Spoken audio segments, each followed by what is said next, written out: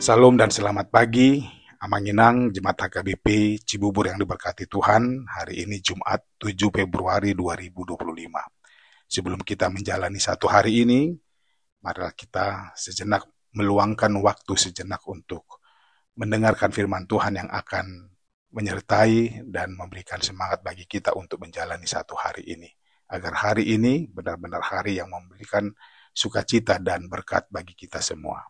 Bagi Amang dan Inang yang sedang sakit, yakinlah Tuhan akan memberkatimu, Tuhan akan menyembuhkanmu. Jangan lupa berdoa dan tetap andalkan Tuhan. Tuhan juga memberkati makanan minumanmu, menjadi kesembuhan bagi Amang dan Inang serta saudara-saudara.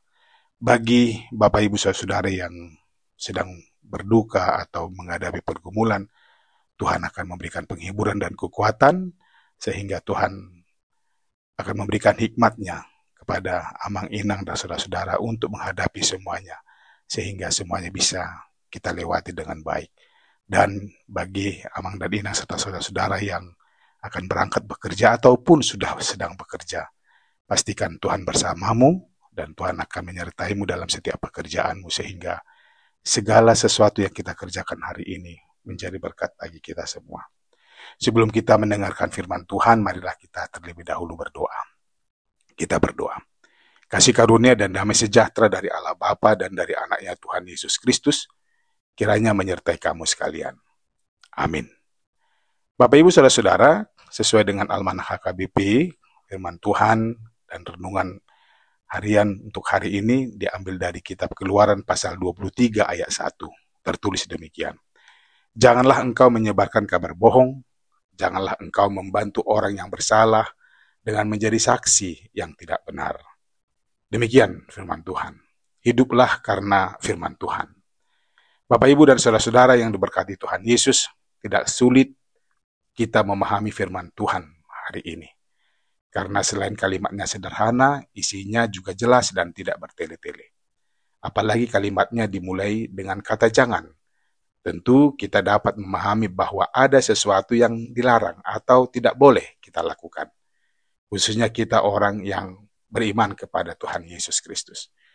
Jika kita boleh melakukannya, karena firman Tuhan adalah dari Tuhan untuk kebaikan semua umat manusia, maka akan terciptalah keadaan dan kondisi yang sangat baik dalam kehidupan semua makhluk di dunia ini.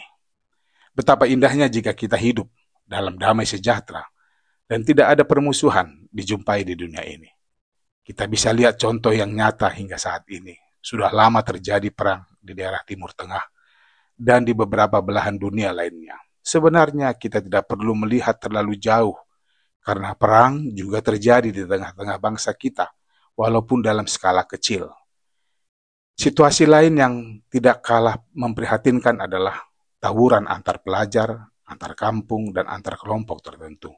Bahkan kaum elit di bangsa kita ini juga sudah tidak malu-malu lagi menunjukkan sikap yang bermusuhan.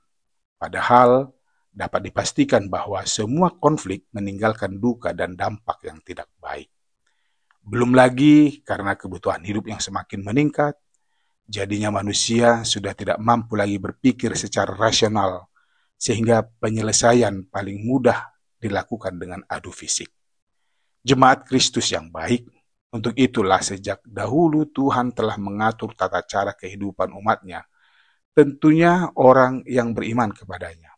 Dari semua aturan yang telah diberikan Tuhan kepada umat Israel, kita melihat bahwa Tuhan menjunjung tinggi hak-hak ajasi manusia.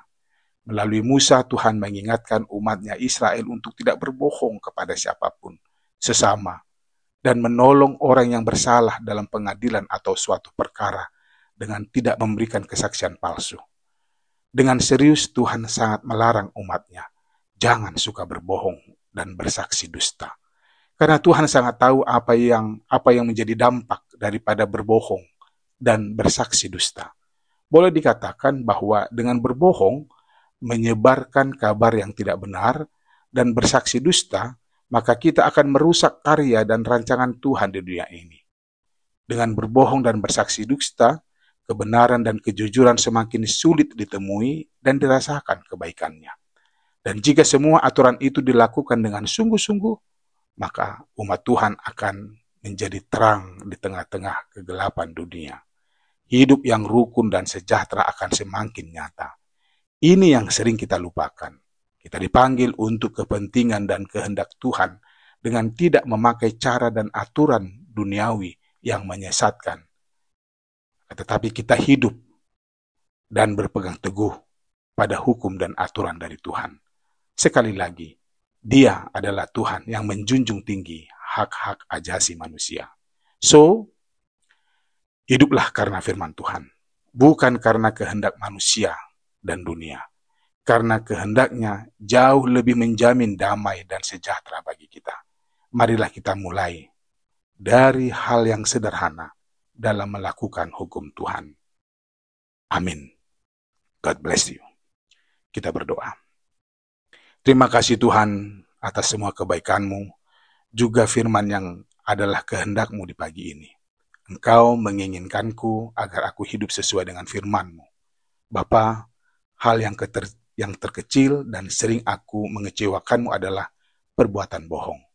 Mampukan aku Tuhan untuk tidak melakukan perbuatan yang mendukakanmu. Amin.